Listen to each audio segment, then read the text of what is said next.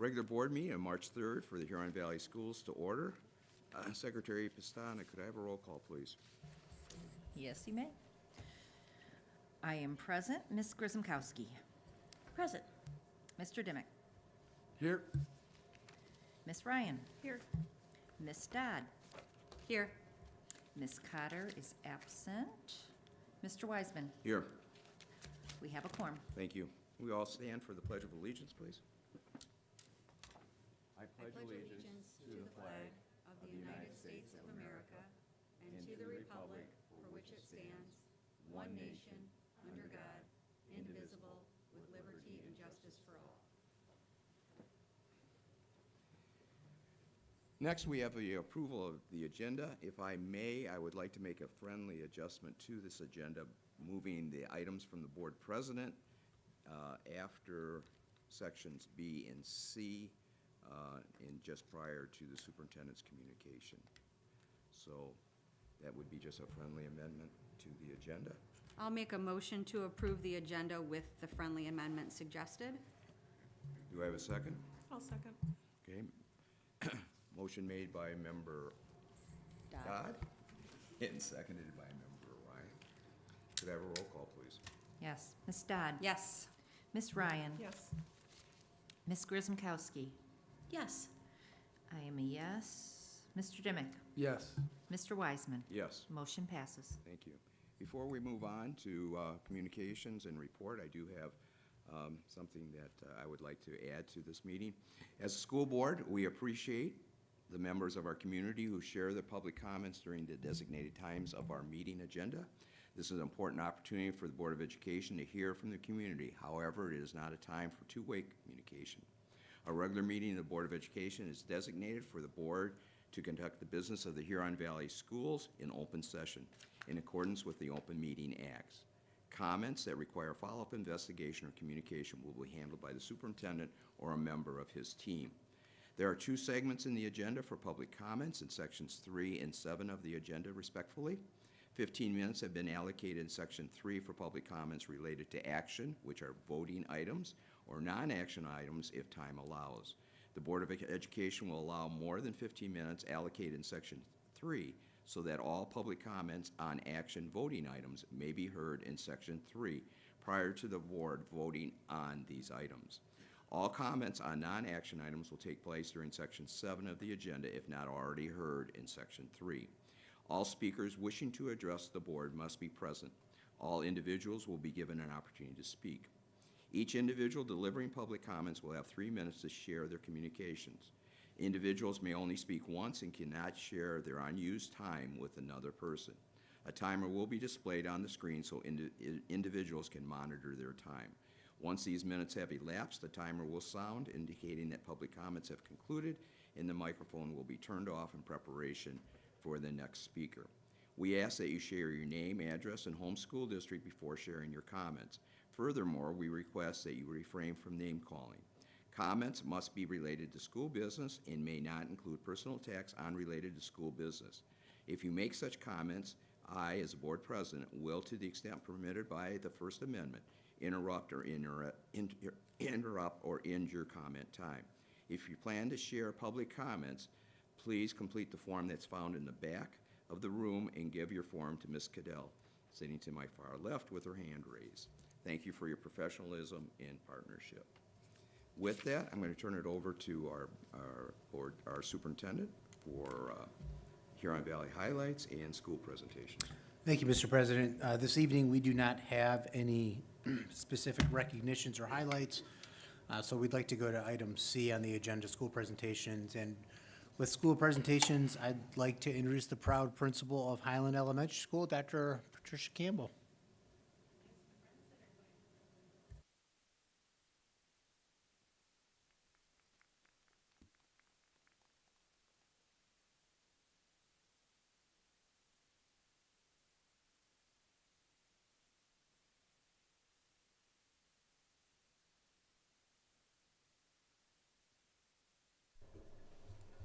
All right. Yes, you are correct, Dr. Sly. I am the very proud principal of Highland Elementary, and tonight I am here to talk to you about our Highland Student Leadership Team, But I think it's so important to note, not only do we have amazing families and students, but part of what makes our school so strong and so incredible is the staff that enters through the doors every day. And you can see by how many of them are here this evening, just how much they care and are dedicated to our students and our families. So if you are a Highland staff member, would you stand? Thank you. Thank you very much for being here. So this student leadership team has done really incredible work, and every day they are committed to making our school a better place to be. And this team is led by fourth grade teacher, Mrs. Julia Drapp, and she's not able to be here tonight, but she was an important part of us being ready to be here and for what we're presenting to you today.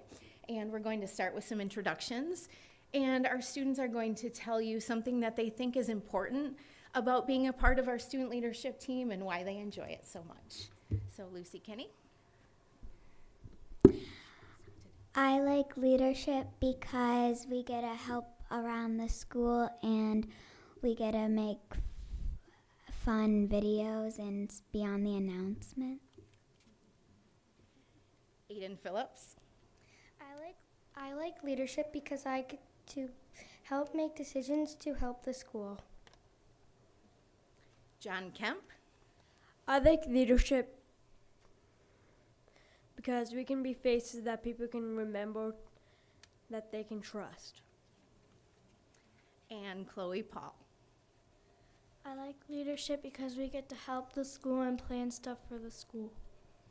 And we have a few students who are unable to be here tonight, but Aiden, I think you're going to speak for one of them. Lillian. Yeah. Lillian likes leadership because we get to plan fun stuff for our school. All right. Well, thank you. And now we're going to turn it over to you.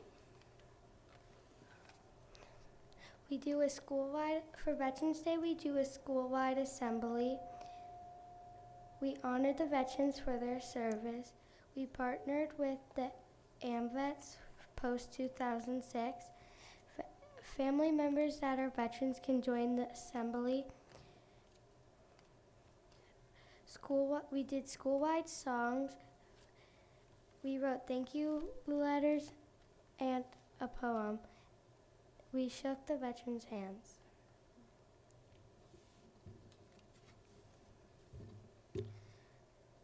Supply drive for deployed soldiers. We wanted to give back to who gave to us. We felt like it was the least we could do for them while they were serving our country and keeping us safe and protected. We sent soldiers basic items like socks, sunscreen, and toothpaste.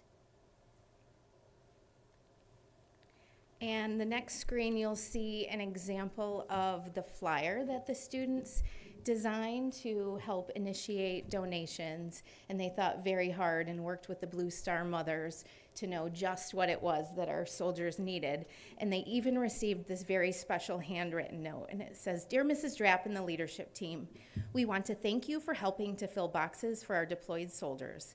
We filled, with your help, 39 boxes, enough for a whole platoon. We really appreciate your contribution, the Blue Star Mothers." And the students wanted to give you a little taste. Hi, sweetheart. Oh, Lillian's here. Come on up. A little taste of one of the songs that our music teacher, Mrs. Sarah Manning, taught our entire school, and they were able to sing along. So they're going to give you just a little clip right now. So go ahead. AMERICA, I love America every day. If you love America like I do, you could sing a song and I'll sing with you. Oh, I love America. Oh, I love America. I do. I do. I do. Great job. Okay. All right. And you're up. A community circle is when everybody from every class goes to the gym and talks about our P2 traits. When leadership goes up and talks in front of everybody about our P2 traits, we face our fears of talking in front of a lot of people. Also, during the time leadership is up in front of everybody, we talk about the importance of P2 traits and how we can use the character strengths. While we are up there, people can remember our faces and can remember that we're people they can trust or rely on.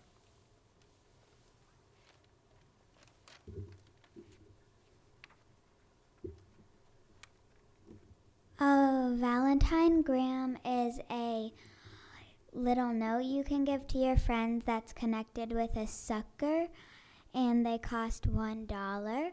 Last year we raised money for recess equipment for our playground, and this year we raised $380 for an assembly for next year. We also made posters and advertised them on our hallways of the school, and we like helping people feel appreciated and special when they get their note.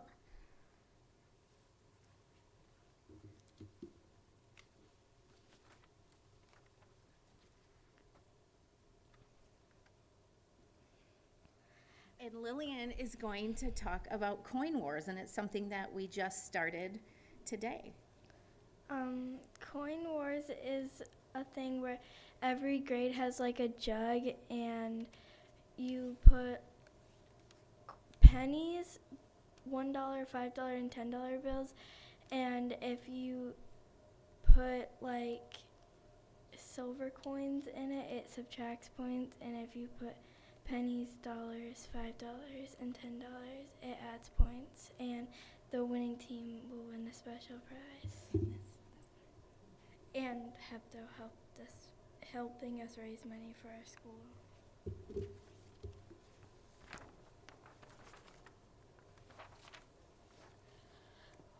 Our next project is to help make sure that everyone in our school can have a cake to celebrate their birthday. We do this because not everyone has a birthday cake for their birthday. So that is just a sampling of a few of the important projects that have been led by this amazing group of student leaders at Highland Elementary, and they're available if you have any questions for them. Well, I'm sure we will have some questions or comments, so I'm going to open it up to the rest of the board. Laura? Okay, I heard you mention your P2 traits, and I'm curious, what is a P2 trait? It stands for Positivity Project, and we learn about something new every week. And this week we're learning about social awareness, and we do different things every week. Yeah. And am I right that you help with those presentations every week? Is that what I understand? That is really great. Thank you. Super. Anything else? Yes, Amy. So I assume you're all fifth graders, correct? No, you're not? No way. Okay, tell me what grade you're in. I'm in fourth grade. I'm in fourth grade. I'm in fifth grade. I'm in fourth grade. And I'm in fifth grade. Wow, I'm so impressed. So, was there another person that inspired you to be part of the leadership team? Or is this just who you are as a person?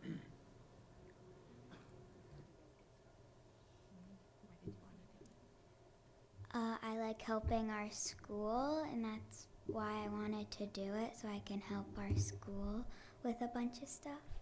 And do you see anybody else in your family that does a lot to help our school, that models for you? My mom, And what's her job? What's her job? PTO and Hepto. I might have been searching for that answer. All moms want to be recognized. Good job. Great. Any other comments? I have a couple comments. One, our business manager over here, Mr. Van Gotham, raise your hand. He was really intrigued with the coin war. I could see him over there shaking his head like this. I said, you know, maybe that's what we should do. You know, sometimes we have run into some funding issues. Maybe, you know, we could have like a coin war to help, you know, provide to help provide programming. What do you think, Mr. Van Gotham? I think we would need bigger increments than the 1, 5, and 10, but yes, I do like the idea. Yeah, I think we would accept checks and money orders probably, wouldn't we? But I find that fascinating. I'm glad we're starting this tomorrow because you might already know this. I have 2 grandchildren that go to your school. One's a 4th grader and one's a 2nd grader. So when they see Grandpa tomorrow, when I get on the bus, I'll know when they ask for some money that where it's going to go. And I find that interesting because I didn't understand the whole silver bit. But help me explain why you're subtracting. What's going on there? I'm not sure. So there's like 5 different buckets for every grade, and so silver subtracts points because it's like silver, and then all like golds and papers will help. So you want to have the most money in your bucket, so you want your grade to win, so you want to put silver in other people's buckets, so it subtracts it. Oh, so there's a little competition going on. Mm-hmm. So when Camden and Quinn ask Grandpa for some money, they're going to ask for dollar bills, $5 bills, $10 bills, Mm-hmm. right? And they'll put it in their bucket. But if they ask for some silver from me, I know that money's probably going to go to another classroom, or Yes. another grade. Is that right? Is that how that works? Mm-hmm. Ah, now you get it. Boy, they'll be impressed tomorrow when I see them in the morning and I start talking to them about this coin war. So thank you very much. You did a wonderful job. We appreciate you being here. It's always special to have students like yourselves be here. And I know leadership is hard. It's hard to get everybody together, isn't it? All right? But I applaud you in how valuable it is that through your leadership you've been able to do so many nice things for a lot of people in our community. So thank you very much. And part of the deal is, I know we have the superintendent and I know the rest of the board has a lot of business to do, and you can stay for the whole meeting, or you could leave right now. So you have a choice, and I'm gonna go into a very short recess so you can think about it. But if you want to leave, I won't take offense to it. Okay? Thank you very much for being here. We'll take a short recess.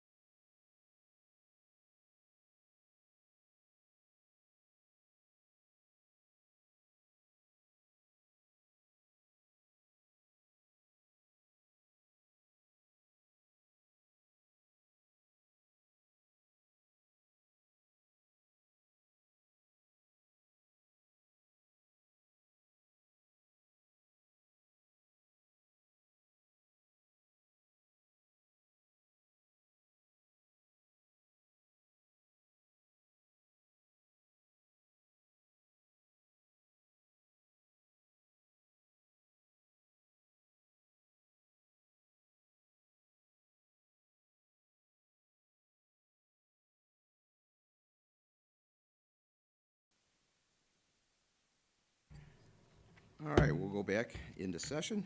Items from the board president, just have a couple.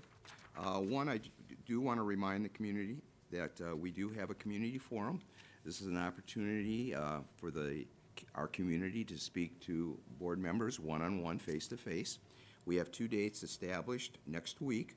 One, Monday, March 10th, we will be at Lakewood from 6 to 7:30. And next Wednesday, March 12th, we will be at Heritage Elementary at the same time. So just wanted to FYI on that as a reminder. The other, I do want to report out and want to say thank you to our administrative team along with our Board of Education. Last week, we had a board study session. This was an open meeting, and we had an opportunity to discuss and review a number of things that felt was very important for us to have an open and very frank conversation. I appreciate and respect everybody's viewpoint, and I know that Dr. Salah has circled back on a number of items that we discussed. Some of the items that we discussed was our district cell phone policy, and we reviewed that, a conflict of interest review. We reviewed our special education reorganization, our redistricting summary, and our construction timeline update. So those were a few of the things that we did discuss. During our meeting from 5 to 8, I think we got out about 10 minutes early. So it was a full schedule, and I appreciate you taking some time out and meeting with us, all 8 of us, along with our administrative team, above and beyond our subcommittee meetings that we meet on a regular basis. So I do want to say thank you. In addition to that, I want one of the things that I had asked of our Vice President, Laura Dodd, to do was to report out as related to an advocacy conference that she attended on behalf of the rest of the board in Washington, D.C. So I'm going to turn the microphone over to her at this time. Thank you. I'm going to share a little bit of information, and then, of course, there are things I forgot to put in here, and I'll just talk about those as we go. So I attended the Advocacy Institute in Washington, D.C. on February 2nd through the 5th. This is organized by the National Association of School Boards, which Huron Valley Schools and the Michigan Association of School Board, we are members through that. And it's a member-based organization where advocacy priorities and legislative priorities all come from the grassroots through surveys and interviews and boil up to the top, and we'll talk about that in a little bit. But every year they organize an advocacy institute in D.C. for us to have an opportunity to talk with our local legislators about things that are important for public schools. I'm getting ahead of myself. It was February 2nd through the 5th, so just a few months ago. So the purpose of the Advocacy Institute really is to get updates on the latest developments in key education-related policy, where we take some time to learn from experts and policymakers on education innovations and new legislation. And then the last day of the Advocacy Institute is when we go to Capitol Hill and we go to each of the legislators' offices, and we have an opportunity to either talk to the lawmaker themselves or their staff about some priorities that we have from our organizations. And I forgot to mention on the last slide, I was part of the Oakland County delegation, which was, Michigan was the largest delegation at the national conference, and Oakland County had the largest group. And through the Oakland Schools organization and the Government Relations Committee, a very organized, well-run institute for us. People who come from other states have to arrange all their own meetings and don't really have a lot of centralized organization, where Oakland Schools and the government relations people there really do a wonderful job of taking great care of us and making sure that we have meetings, we're able to get from one meeting to the next. We have support because of where we are in the county.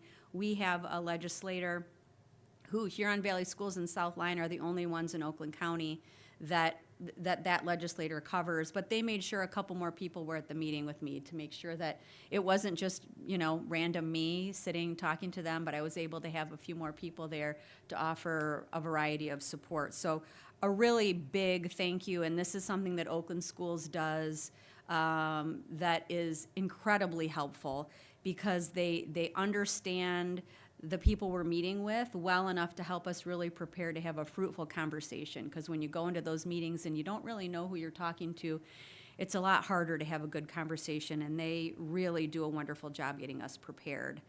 One of my favorite parts of the Advocacy Institute is the 2 days prior when we're learning from a whole variety of people. I didn't put it in, but I attended a session about math and how to get more kids into an advanced math program. And I'm sharing that with our leadership and with TLT, and they can look at it and figure out if it's something that we should do. But just like every time we go to these conferences, there's always great things that are happening across the country, and it's great to bring those things back. So the Michigan legislative priorities. So we talked about a second ago that the Michigan Association of School Boards, where it's a membership organization. This fall, we had all an opportunity to put our 2 cents in through surveys and through meetings about what our legislative priorities are. So when I got to DC, just like I do every year, they had this nice little card with our legislative priorities that were all part of the feedback from members. And up there it mentions what they are. It's to make sure that the Individuals with Disabilities Education Act, IDEA, we would love for the federal government to fulfill its 50-year-old promise to fund 40% of special education services. To date, we're at about 10%. The federal government's only funding about 10%, and they have only ever funded about 20%. So 50 years ago, they said, we're going to set a goal of funding 40%, and we remind them of that goal every year when we go, and hope for additional funding. The next thing we talk about is title funding. So we have in Huron Valley Schools Title 1, 2, 3, 6, 3, 4. We have a lot of title funding, and these are special programs that range from helping with at-risk students. It involves really excellent professional development for our educators, supports for technology, grants for safe and healthy after-school programs. Title funding is an important portion of our funding, and is a part that every year when they do the budget, they look and they figure out, is this still a priority? So every year we go and we let them know, yep, it's still a priority for us. Next, we talked about supporting broadband for schools, libraries, and communities. So there is a program that we use, and my eyes are so bad I have to look at the one in front of me, the importance of the Universal Service Fund and the E-rate program. And this helps provide broadband at very reasonable cost to school districts, libraries, and communities. Right now, the future for that program is in question. So we wanted to let them know how important it is for us to have technology in the schools, because we're preparing the next generation of leaders, and they need to understand how to use technology. It needs to be a part of their everyday. And so we talked about that. And we also talked about free and reduced lunch. In Michigan, we're in a special place with free and reduced lunch because the past few years, the state of Michigan has covered that. And we really talked about how wonderful that is, but that the free and reduced lunch forms that we need to collect for other funding things in the district isn't as easy to collect anymore because lunches are just free anyway. And some of the troubles around that, really around naming and kind of the bureaucracy around it, and especially for the legislators I met with, they were interested to hear about that. It's a problem that can be solved, and thinking about how we can do that. So those were our priorities, but you may remember that February 2nd through the 5th, we were in the middle of a pretty major government transition. So I met with 4 different representatives, 2 senators and two Congress folks, and 2 of the 4 of them are brand new.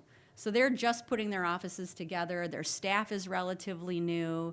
So they were in the middle of transition. I think I met with one of them in the cafeteria that was buzzing And the other one, we ended up going into a very deserted conference room just because their offices aren't really ready for public viewing yet.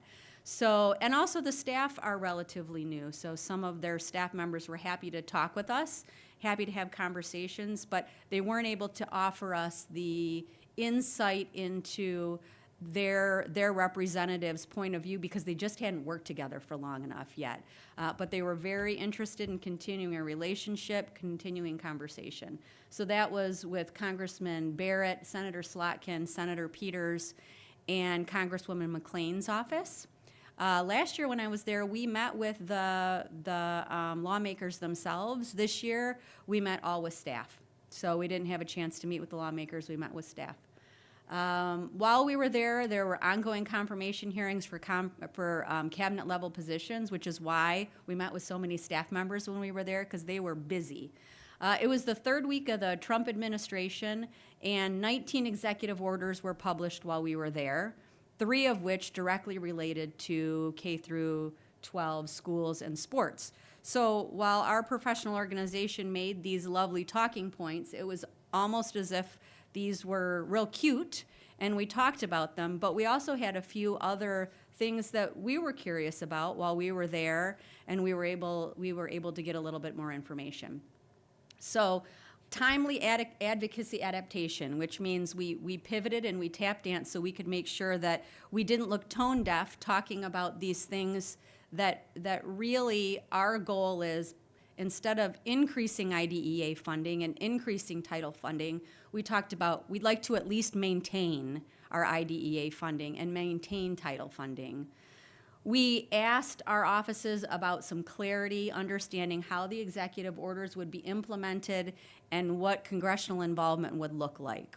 We didn't know, and we were hoping they may be able to give us a little bit of an idea of what the processes would look like and what we could look to from the ideation phase of the orders to the actual implementation. And that's an area where they said they would continue to be in touch with us.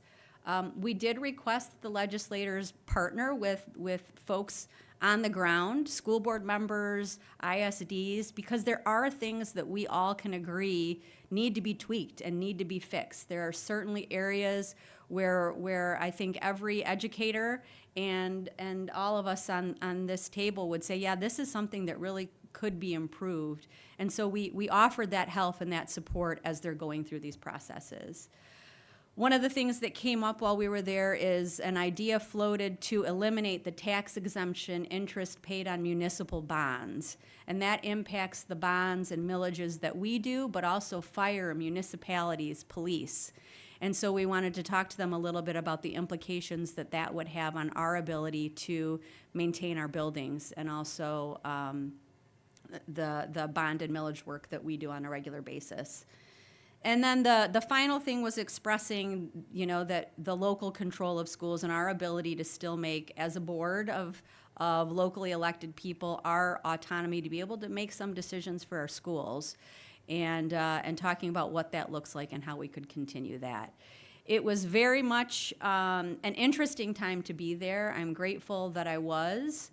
And the advocacy work, though, isn't just a week in DC. It continues.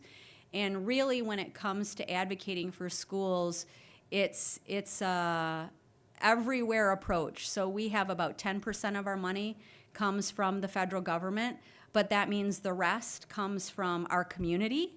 It comes from our state. And so the advocacy work is really multi-pronged. So we want to continue to build nonpartisan relationships with all of our state and federal and local officials who serve our community. And the goal is that they'll reach out to us when they have a question. The goal is if they have pilot programs or anything like that, that they know HBS is a great place to partner and good people with good governance who they want to reach out to. So we want to continue to advocate in a nonpartisan way for that. We want to serve as a resource and educational partner for them and their staffs.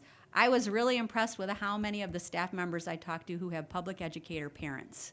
A lot of them, and you can tell that they raise their kids to really care about public education and understand the good work we're doing here. We need to continue to stay aware of executive orders and legislation and be prepared to share the impacts that those actions have on our students and families. I was really happy to have quite a few families email me with stories from their family that I could share when I went to DC, and those stories really are important because it's one thing for me as a board member or the MEA or HVEA to share out their priorities, but when a family talks about how this program impacted their child and their family directly, that makes a big difference. I know for me, from where the table I am and the votes that I make makes a difference for me. And then I think finally, the thing that I need to remember as an HVS board member is our mission to inspire and build futures one student at a time, and working on continuing to build a coalition of people at the local, state, and federal level who are interested in doing that with us. And I didn't do an ending slide, but that's it. Well, I do want to say thank you for attending the conference. I know that you took a lot of your personal time to represent us in Oakland schools, and I would open it up to anyone that might have any comments or any questions at this time. Amy? I agree with Tom. Thank you so much for attending. This is a really beneficial thing for not only Oakland County, but for Huron Valley schools. I have a question regarding the exemption on municipal bonds. I know that the state of Michigan is one of the few states left in the union that requires school district to go out for bonds for capital improvements. Is that something that legislators understand when they talk about? I know it's a funny question for you, but is that something that they realize that it would impact schools and Michigan schools and how we would be funding capital projects? So, great question. When we were in the room, everyone we brought it up to was surprised to hear about it. So it's one of the ways they're talking about raising capital is to do this change in tax exemption for municipal bonds. And sometimes my colleagues in advocacy get way in the weeds. So whether this is actually going to happen or not, I don't know. But I will tell you, a lot of the folks who work in the local offices are not Michigan people. So I don't think they understand the nuance, which is why we spent a lot of time explaining it and explaining that it wasn't just schools, that schools rely on this in order to have infrastructure dollars, but also it impacts our police, our fire, our municipalities, everybody across the board, and it's going to be really hard for us to get voter support because it just won't make financial sense. So I think we did a decent job talking about it, and I think at this point we just have to watch and see how much closer it gets, and then we need to befriend our local police and firefighters and all of those people to say, hey, will you go with us to talk about this, so they understand that it impacts really all of these really vital services. Really, it boils down to the fact that if they are not tax exempt, the interest that we pay on our bonds would be similar to a mortgage. And that's what a bond is, basically. Just like interest rates for your mortgage goes up, all right? Our interest rate that we would pay for our bonds that were just approved by our community a year ago would be significantly higher. Because right now, if you buy these bonds for fire, police, school districts, they are exempt from taxes. You as an individual don't pay taxes on it, which then makes them attractive, and at the same time, in turn, creates an environment where our interest rate is lower than something that is not municipal. Mm-hmm. So that, and I'm glad to hear that, because like you said, Amy, we're somewhat unique because we're in the minority in the state of Michigan as it relates to going out for bonds to improve capital. But to tie it into fire, to police, and to all of those other things that affect every state is extraordinarily important. So I appreciate that. That's a great question. Great question. Anything else? I want to let everybody know, I have all my materials here. If you're interested in looking at our advocacy sheet, we went to the Finnish embassy to learn about their education system on our bonus day. And that was fascinating. So I have some Finnish info. I already emailed out a white paper on IDEA funding and how that impacts schools to all the board members. But if anybody is interested in seeing anything, it's all here. We know where to find you. Yep. All right, thank you very much. Next is superintendent's communication. Thank you, Mr. President. I'll be brief here.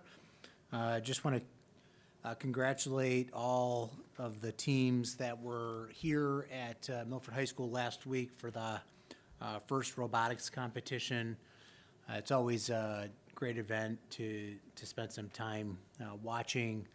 I mean, gosh, there had to have been hundreds of participants, and the field house was packed full of spectators. And then the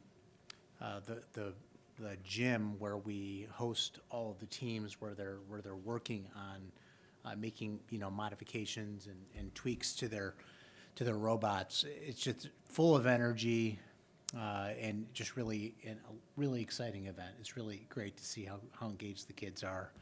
You just don't see that level of engagement. So future engineers of the world were present. I could feel the brain power working through the building. So congratulations to all of them, and in particular to our Hot 67 robotics team. They always do an absolute fantastic job. And then my other announcement this evening is that kindergarten orientation is coming up very soon. It's next week, Thursday.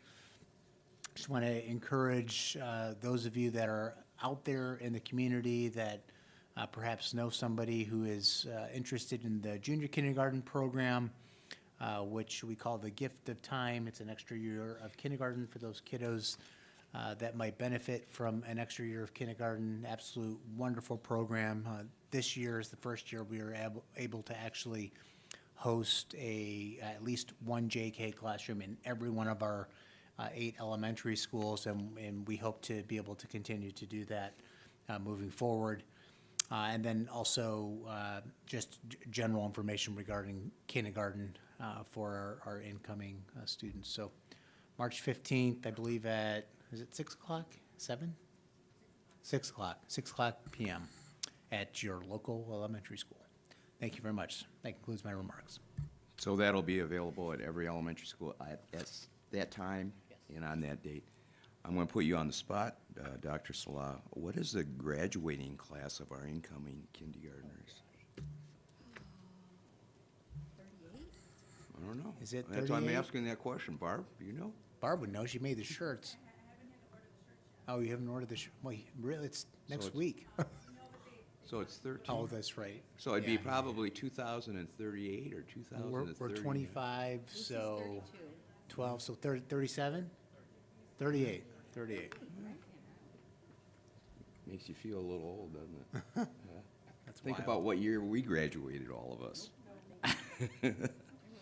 Thank you very much, Dr. Salah. I don't want to be a Debbie Downer on that, but, yeah. All right, student leadership, our chairperson for our teaching, learning, and technology, Ms. Postada. Yep, tonight we have Alana Benier. She is going to report on what's happening at Milford High School. She was also one of the outstanding actors this weekend at Vacancy in Paradise at Milford High School, which was great. So thank you, Alana. Right now I'm going to talk a lot about our sports because the winter season is ending right now with spring trials being next week. So both skiing and gymnastics, boys and girls for skiing, and then our girls gymnastics, both are qualified for states, which is still coming up. Our dance team got top 10 at nationals for the first time, so that was really exciting for them down in Florida. We have boys volleyball starting soon. This is Milford's first ever time having it, as Lakeland has done it, I think, for just a couple of years now, but numbers are looking really good, so we're hoping for a good outcome. And then girls basketball actually has their districts tonight, which is really exciting. And then a personal shout out, which I was told to mention, is Carson Lutz, who got 1,000 points for basketball and broke a school record with it. So if you happen to see him, just tell him good job. Other stuff we have coming up is we have 8th grade orientation this Thursday, and we actually had, for the first time since pre-COVID, the web students come and shadow us leadership kids, which was really exciting for both them and us as we got to spend time with them one-on-one before all of the chaos. We have our blood drive next week, next Monday, which is for anybody 16 and up who are able and willing for it. Trying to think of what else we have. Our student council, specifically the sophomore class, is doing a new thing with Rochambeau, if you've seen the posters around school. It's basically this giant rock, paper, scissors competition, and you pay money, you get a bracelet, and then based off of your wins and losses at the end of the day, you will either have a whole bunch or none at all and win a prize based off of that. And then NHS, I found this actually really ironic. It was really similar to Highland Elementary earlier. We did our project for Desert Angels, which is for soldiers, and basically it's just care packages, and some of us wrote them letters. I don't recall if I talked about it. Milford Miracles, we had a really great year. It was actually one of our best ones, so that was really exciting for us. And then that's pretty much it. Do you have any questions? Any questions? Jacob. I was just thinking about writing the letters and sending those care packages, and it reminded me back in the 90s, we did get a care package from a local school. It wasn't anywhere from where I was from, but it was just the fact that we got it, and it really did mean a lot to us. We were out in the middle of the ocean, so even though you may not see them, they are well appreciated. Yeah, that was actually chosen by one of my fellow seniors, Mackenzie Anderson. Like, they go through a whole trial with a bunch of different stuff, and I think it's really amazing that they were able to finalize it on that, because I like knowing that it makes such a big impact, even though we can't see it ourselves. Any other comments? Alana, thank you very much, not only for being here and updating the Board of Education on everything that's going on, but the fact that you are representing Milford at our Teaching, Learning, Technology subcommittees, and it adds so much to us that we get information directly from people like yourselves. So I want to say thank you. And I know school starts bright and early, so you can stay too, or you can leave. All right, very good. Thank you very much again. Next, Jennifer, you get to follow her.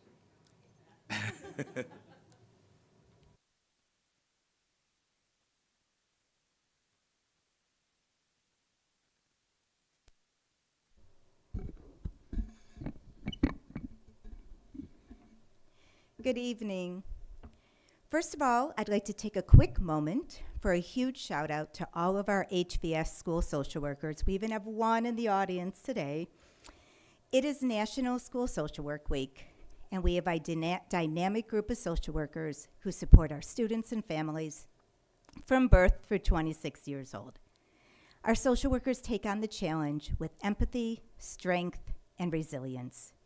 Each day they foster connections and advocate for our students. We're so fortunate to have all of them in the Valley. So, on the wall of my cubicle at the administration building, I have a whiteboard. I know many of you have seen it as you pass by. My cubicle is located in the middle of the building, in the hallway between the business office and teaching and learning and technology. All day long, people walk by me to get from one end of the building to the other. And as they pass by my cubicle, they have a chance to read what is written on the whiteboard. I know what is written on the whiteboard is read by many district staff throughout the week and the month, so every other week I put up a new quote or saying to keep everybody entertained. On the weekend, when I think about the quote for the next week, I tend to think about what's going on in the district and my interactions with our educators. Sometimes I know I need to write something funny to make us laugh. Sometimes it's an inspirational quote, and sometimes it's a little bit of motivation to keep us going, and it varies throughout the year. My quote for this 2 weeks is a reminder. It says, "Today you could be standing next to someone who is trying their very best not to fall apart.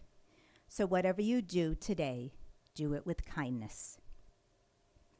In talking to our educators over the past few weeks, it's become very obvious to me that many of them have a lot on their minds.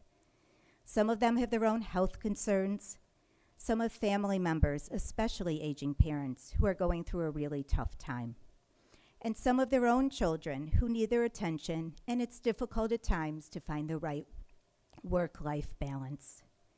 In addition, many of them are worried about the social, emotional, and financial needs of our students and families, and they are thinking about the challenges within our world today.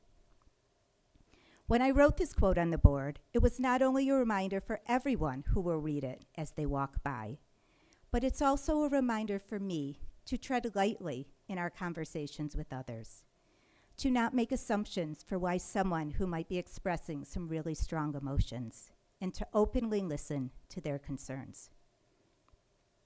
As I go in and out of our buildings over the next few weeks, I will continue to make a concerted effort to remember this quote and to interact with kindness, seek first to understand, and to lead with compassion. Because this simple message of kindness can transform our interactions one moment at a time. Thank you. Thank you very much for your comments. Next, board correspondence. Secretary Pestana. No correspondence tonight. Treasurer's report, Treasurer Grzymkowski. None tonight. Next, we'll go to reports from board committee. First is exec.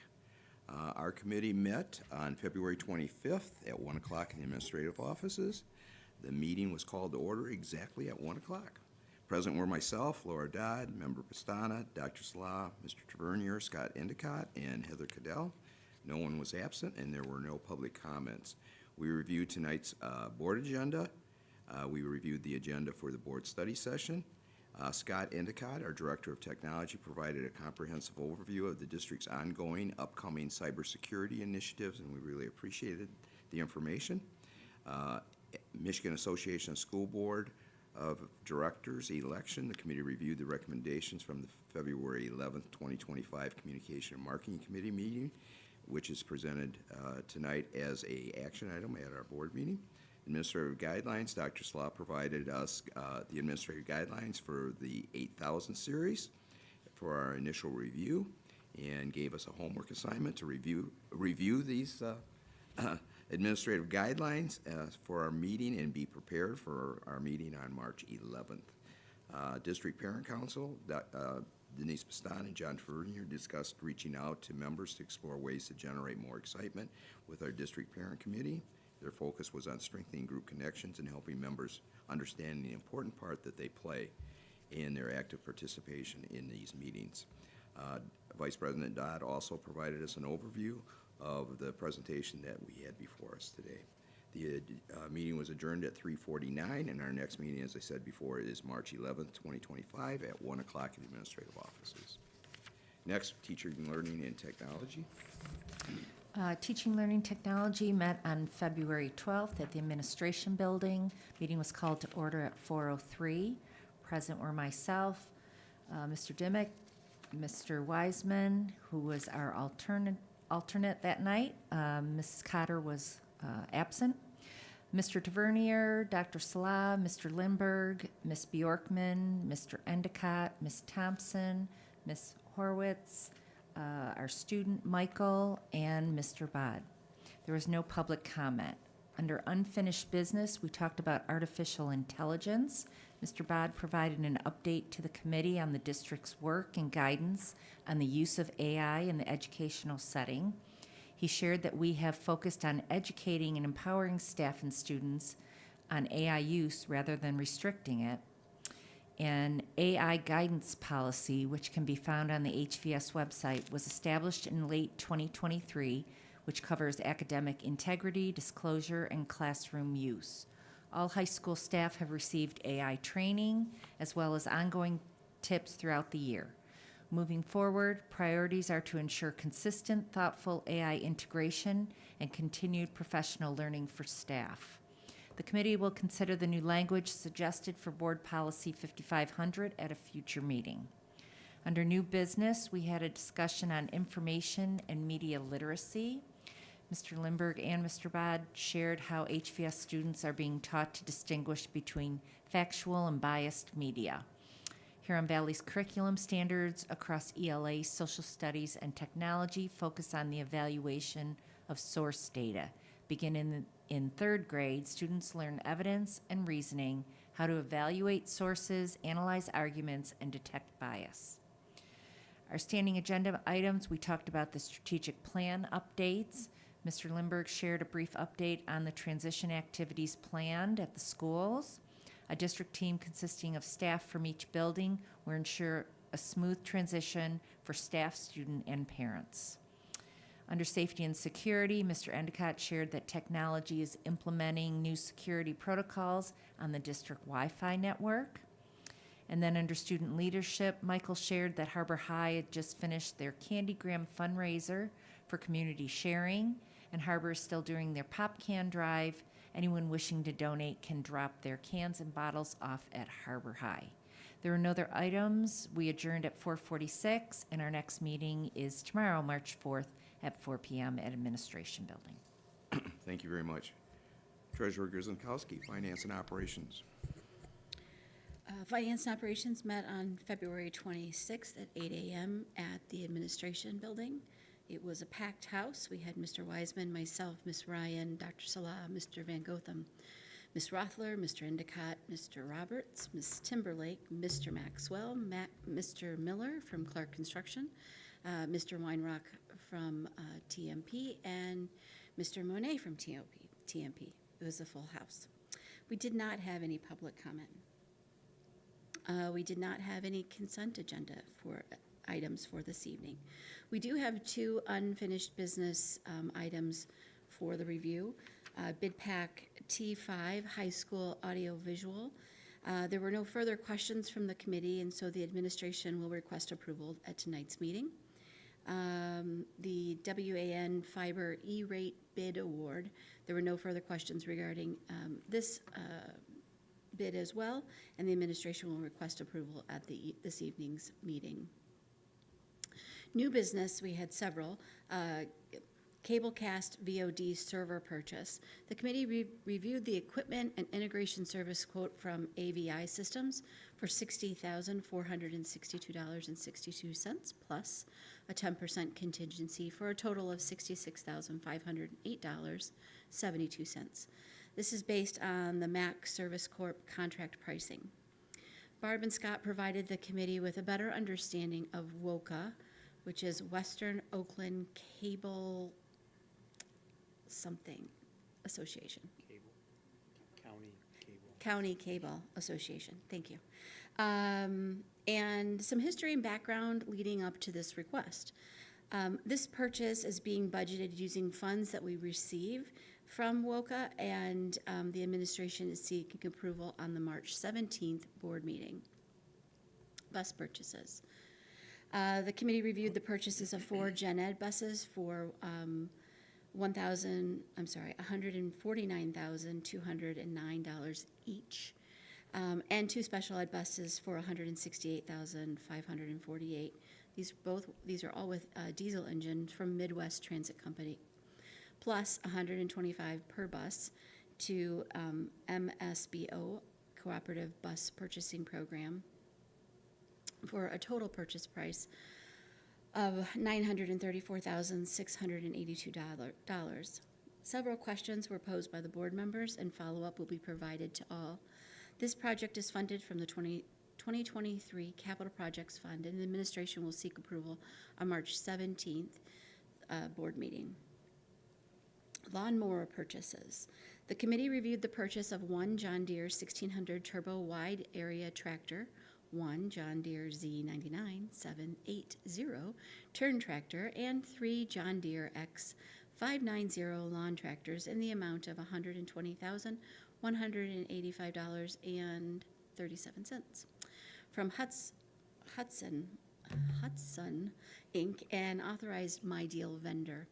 This tractor purchase will be funded from the 2023 Capital Projects Fund. Administration will seek approval at the March 17th board meeting. We also discussed an additional school safety recommendation purchase. The committee reviewed the quote from Sinorama for additional school safety with a recommended purchase of $300,000 plus contingency of $36,000 for a total amount of $336,000. This project will be funded from a state categorical funding on safety and security, and the administration is seeking approval on the March 17th board meeting. Safety and security updates. Paul provided the community with the latest updates surrounding safety and security, including conversations surrounding SROs and the recent change to the Oakland County Sheriff's Department were highlighted. In addition, we also had construction updates. Mr. Maxwell from Clark Construction discussed the contingency updates, which total approximately $2.5 million including the district's $1 million contingency for middle schools. Administration building relocation update. Furniture and Furnishings Committee will meet on Thursday, March 6th. Plans are in schematic design, and the updated completion date has been moved to spring of 2026. Middle School Steering Committee update. Focus groups will continue to meet prior to our next steering committee meeting on Monday, March 31st. The district will spend the rest of the year into the fall finalizing a design for the new middle school. We reviewed the 12/31/24 general fund budget to actuals. The committee reviewed this, and there were no concerns at the time. First and second quarter budget adjustments will be made to the 12/31/2024 general fund and will be presented at the next Finance and Operations Committee meeting. Future discussion items, none noted. The meeting was adjourned at 9:49 a.m. Our next meeting is March 12th at 8 a.m. at the Administration Building, and I hope to see you there. Thank you very much for the report. Next, communication, marketing, and legislative. You got it. Our last meeting was February 11th at the Administration Building. It was called to order also promptly at 2:30 in the afternoon. Present were myself, Ms. Grisomkowski, virtually Ms. Cotter, Ms. Rothler, Dr. Salah, and Ms. Willis. There were no public comments on the regular agenda. We also talked about the cable case server approval, which is a surprise for us because we don't approve a lot of money things or support them, but we did in this one. Amy gave a great summary of it. I won't do the rest, but seems like a very worthwhile expense for the work that we do. Next, we went on to safety and security. Communication, let the committee know in-person and online run, hide, fight training throughout the district is complete. Communication also updated the committee regarding safety and security assessments for the district. They're scheduled for early May and will be handled by a new company. Next, legislative communication. I shared info about the Advocacy Institute, and Dr. Salah briefly gave an update about legislation on a state level. Next, we talked about the Oakland County Board vote for the Michigan Association of School Boards. The board members on the committee made their recommendations for Region 8 MASB Board of Directors. We didn't just give one recommendation, we gave two, which means everybody on this committee gets to continue to weigh their options, and we will vote this evening. Other communications, let the committee know that the Teacher of the Year surprises have been scheduled and invitations sent out, a highlight of the year. And we adjourned at 3:30. The next meeting is tomorrow, 4 o'clock, 2:30 at the Administration Building. Great. Thank you very much, Laura. Next, we have public comments. I do not have any public comments as it relates to action items, but I do have one under non-action items, which normally we address within Section 7. But if there's no objection, we'll move it up to this one. And I have one from James Nolan. If you'll introduce yourself to us. Yes, please do. Push it. Okay, there we go. Thank you so much, Huron Valley School District Board, for having this meeting and hosting it for the public to make comments and to hear all of your thoughts and actions. It's really great to know how hard you're fighting for Michigan students. I myself am a student of Oakland School District. I'm now a fully licensed teacher, and the reason why I'm here tonight is actually to let you know that there is a really amazing program that I have started with a friend We are empowerment education. We offer enrichment for after-school programs in elementary, middle, and high schools if there's a need. We haven't really found a lot of need in the high school, so we mostly focus on elementary schools, but we do programs such as Slime Lab, Kitchen Safari, Movie Magic, and we typically gross between $10,000 and $20,000 for the schools that we operate in. Currently, we have a couple schools that we're working with right now, including Roper, and we try and design programs that really focus on creativity, science, as well as the arts. And we tie our programs to national competitions and grant writing opportunities, which we are also grant writers and had recently participated in the Michigan OST after-school grant program. And so I have with me tonight some letters of recommendation from some of the schools that we work with. I would have liked to have brought student testimonials.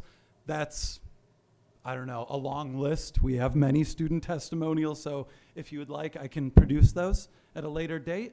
But in addition to the enrichment that we offer for individual schools, we also offer summer programming and, as I mentioned, grant writing. So if that's something that you're interested in, I would love to speak with you after the meeting is adjourned, and I would love to hand each of you a business card as well as a catalog of our products and a presentation that you can peruse. Thank you so much. I yield my time. Thank you.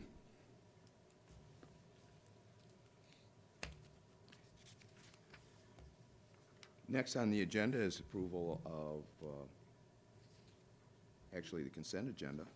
And the only thing that we have under consent agenda is the approval of the minutes. So may I have a motion? I'll make a motion to approve the consent agenda as presented. And do I have a second? I'll second. Okay, motion made by Member Dimick, seconded by Member Dodd. There are no questions. Could I have a roll call, please? Mr. Dimick? Yes. Ms. Dodd? Yes. I am a yes. Ms. Ryan? Yes. Ms. Grzymkowski? Yes. Mr. Wiseman? Yes. Motion passes. Thank you. Next, Section 5, unfinished business. We start off with, and I know we love acronyms, but it's MASB, which is the Michigan Association of School Boards. We have the Huron Valley School Board. We have the Oakland County School Board Association. We have the Michigan Association of School Boards. We have the National Association of School Boards. Today, what you have in front of you is a recommendation as it relates to a candidate that represents us on the Board of Directors for the Michigan Association of School Boards. This is Region 8. We are part of Region 8. Region 8 is made up of 3 different counties: Macomb ISD, the Wayne RESA, and the Oakland County ISD. It is made up of 82 different school districts within those 3 counties. We have 8 candidates who have put their name in the hat, basically, have done a lot of work. We've been provided over the last month information about these candidates. These candidates have to reside and be members of a board within those 3 regions. And I turned it over to Chairperson Dodd, and they reviewed even in greater detail as it relates to the 8 candidates. And they narrowed that down to 2 candidates, one from Oakland County, and I believe the other one was from Macomb County. One is a school board member in Bloomfield Hills. The other one is a school board member in Fraser, and you have that in front of you. The role of the MASB Board of Directors, they're responsible for managing the association's activities and representing us along with all the other public school districts in the state. Their responsibilities are establishing policies.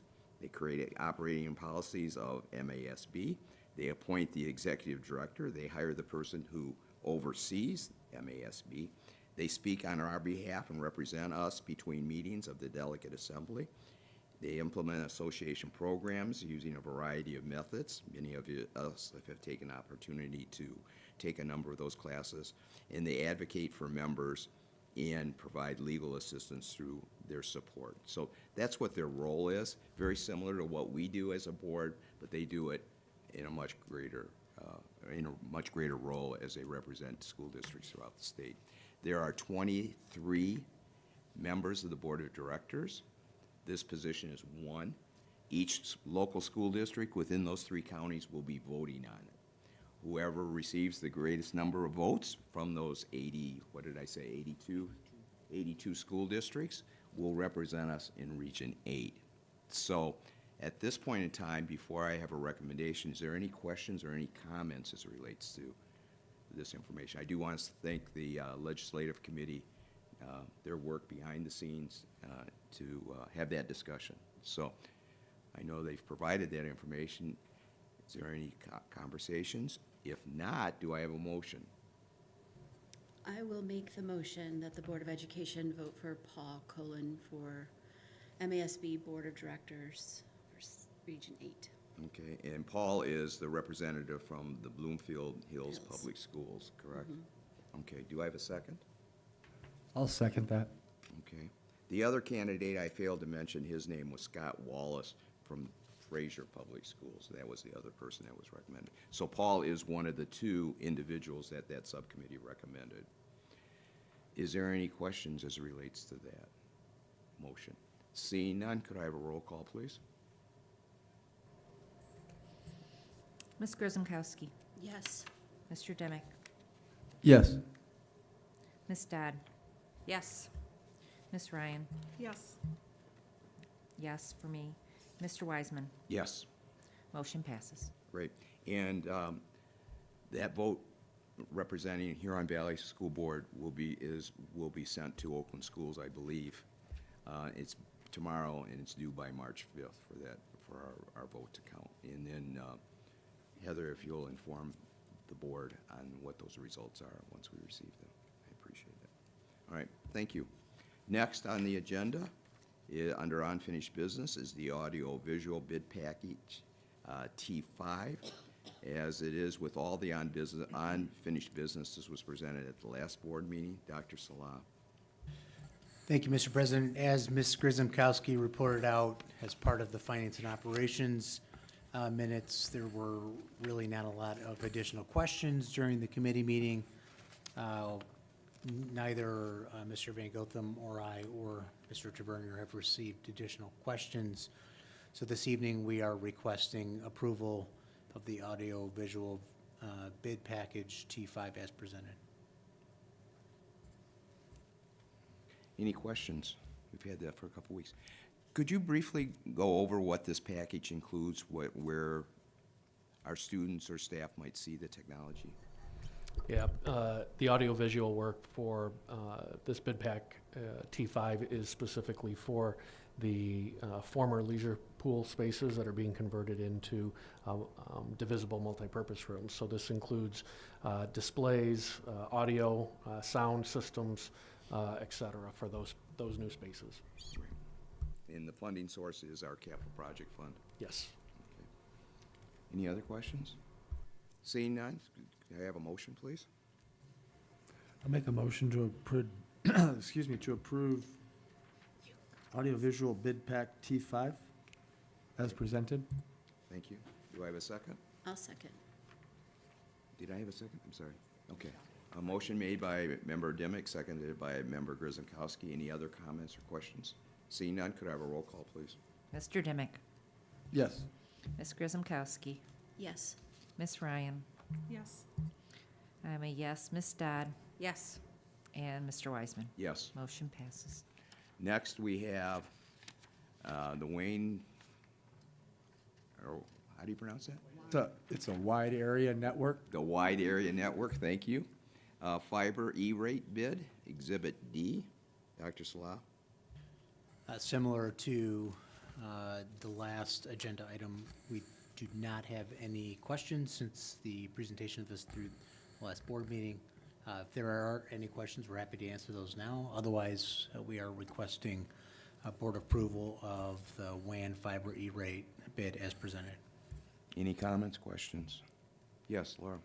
I'm just going to note that this is part of that E-rate program that I talked about advocating for that is in question right now. So getting these E-rate items ticked off our list and purchased now while the discounted pricing is on is a good idea.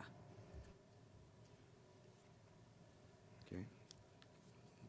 Well said, because I think the bid is 37,000, almost 38,000 plus contingency, and that funding is being supported through that E-rate. So here's a perfect example of how, if we didn't have the E-rate reimbursement, it would be coming out of district funds as opposed to federal funds.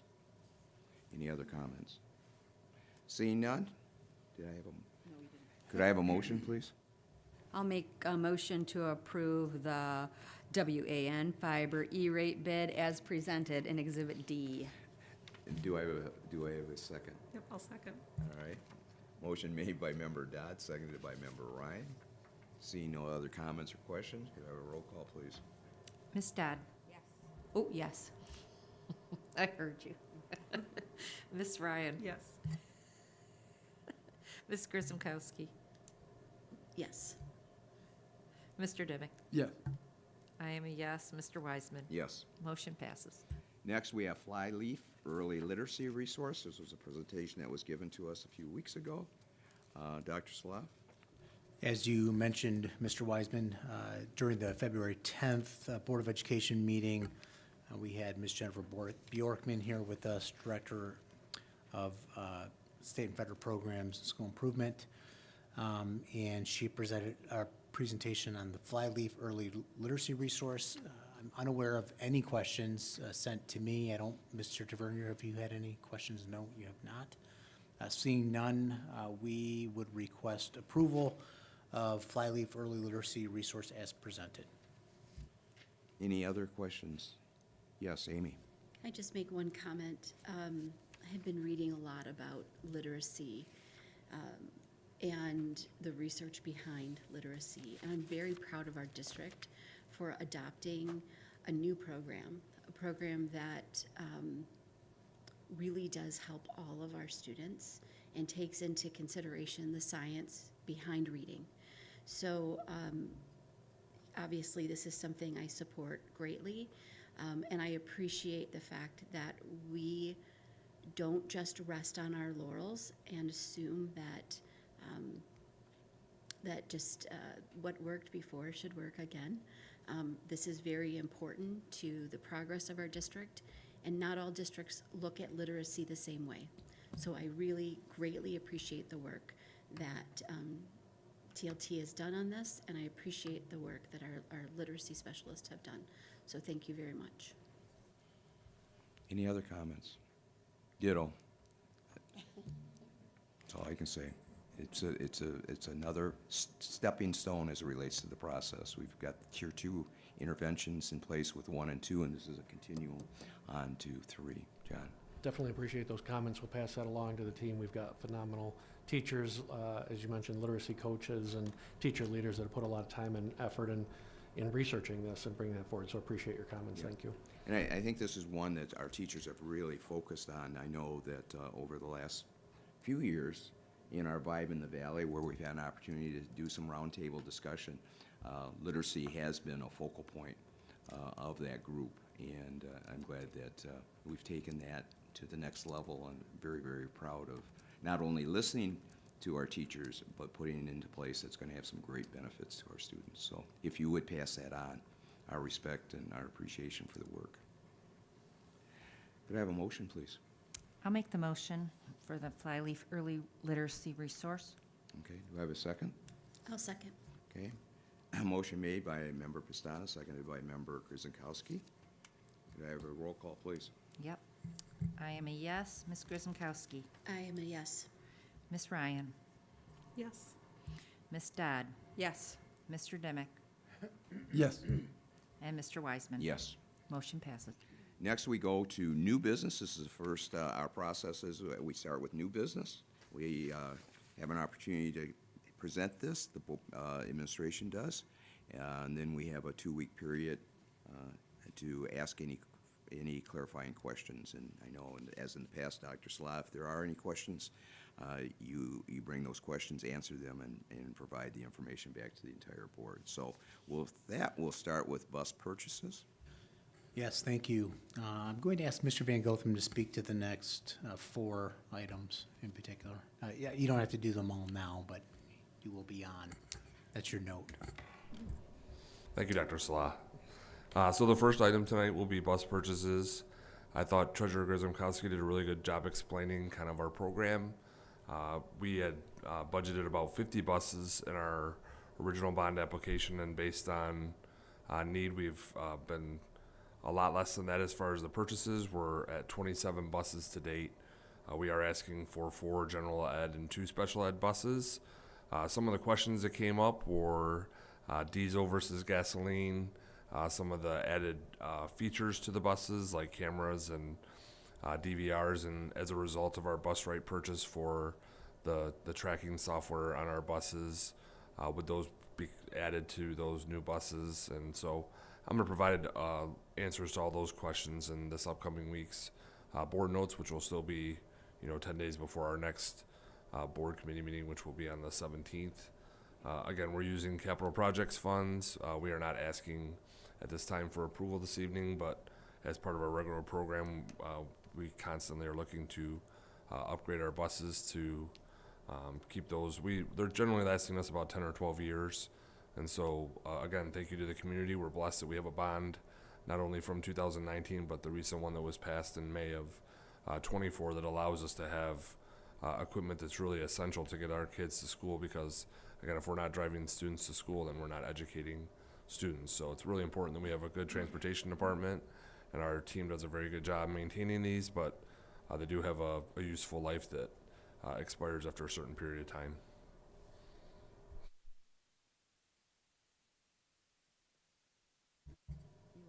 Am I on? Yeah.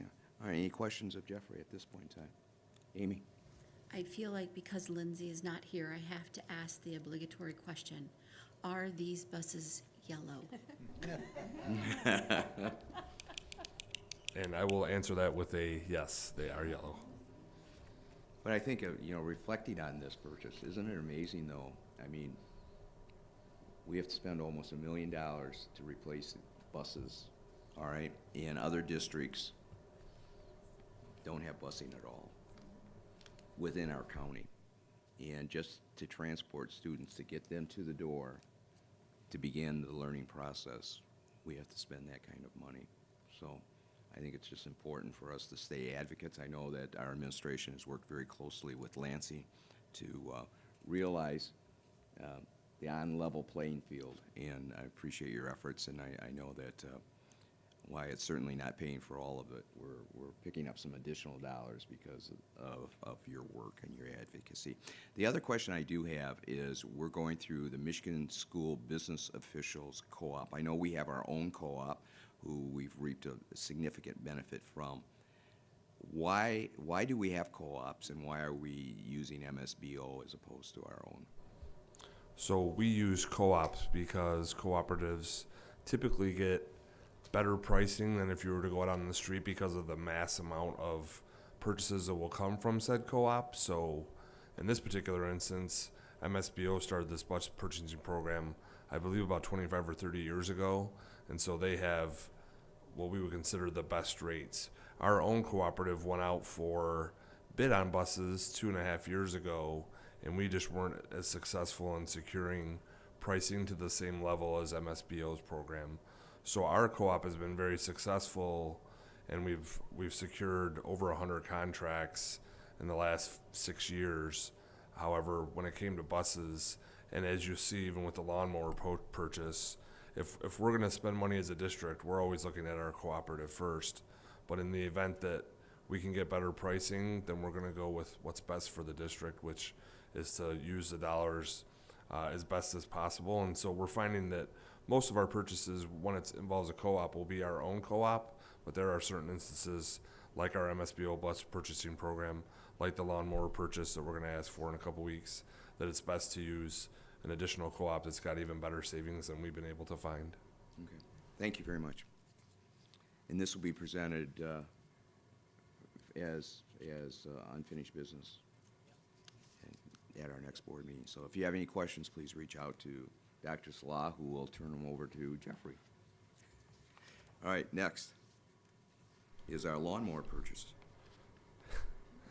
Jeffrey. So again, as Treasurer Grzymkowski pointed out, the district is looking at acquiring some new equipment for our grounds team. So we actually have, as employees, a grounds crew that handles snow and ice in the wintertime and then takes care of our landscaping in the spring, summer, and fall seasons. And so, much like our buses, we have some of our grounds equipment that's just at end of life. And so our team has asked for these 5 particular items to support their program. And so we're asking for approximately $120,000, again, coming from capital projects funds through the My Deal Cooperative, which again is another cooperative in comparison to our own Mac Services Corp HVS co-op. So these will definitely be of benefit to the team. Mr. Roberts, as Treasurer Grzymkowski pointed out, was at our committee meeting last Wednesday, and he oversees our operations, and he knows that the team is pretty excited, and we really want to support them with the equipment they need to be successful in what they do for us, which is really kind of goes unnoticed, but they're kind of like unsung heroes. They're out in the middle of the night pushing snow, making sure that the ice is removed. They take care of the buildings, and then they're cutting thousands and thousands of miles a week and lawn every week to make sure that our grounds look as good as possible for our community as well as the students and staff at the buildings. Thank you. Any questions? Once again, we're utilizing a co-op. We're using My Deal. Correct. And so that is in direct competition with what we would consider our own. But we also priced out lawnmower purchases, and we just could not find the savings that My Deal has for us. So And it's interesting because you went out for competitive bidding. It was apples to apples, and because who you're recommending is part of the My Deal, those were rates that were put into place in November of 2023 that are still good, where the other company that submitted a bid is current pricing. And I think there was about a $14,000 spread, right? yeah, again, as we've indicated, we're very much in favor of using our own cooperative, but where we want to use the community's dollars as best as possible. And I think we're all in agreement that if we can stretch those dollars to other things, that's the smartest move. But we've also been very successful with our own cooperative, coming in at over $1 million in fees that we've earned as a result of that cooperative. So, Yep. I mean, we've definitely used our own cooperative and have that on a pretty strong footing as well. Yep. And here's a perfect example going through a co-op, whether it be ours or somebody else's, of some significant savings. In this case, $14,000. All right. Next, additional school safety recommendations.